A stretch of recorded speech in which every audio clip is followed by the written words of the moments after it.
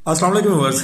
नवाज शरीफ साहब से एक सवाल बनता है जनाब, एक वजारत उज़्मा हासिल करने के लिए आप कब तक किसी की बहन बेटियों की, किसी की बीवियों की इज्जतों को उछालेंगे? जैसा कि आपने अपने दौर में बीबी साहिबा यानी कि बेनजीर भुट्टो साहिबा की भी तस्वीरों को जहाज के थ्रू, उस वक्त अडॉब फोटोशॉप वगैरह कुछ नहीं होता था, आपने जहाज के थ्रू, जहाजों के हेलीकॉप्टर्स के थ्रू पाकिस्तान के अंदर गिराया था। उनकी करैक्टर असैसिनेशन की गई थी, उस वक्त उनको जलील किया गया था, लेकिन अल्लाह ताला ने फिर भी उनको इज्जत दी थी।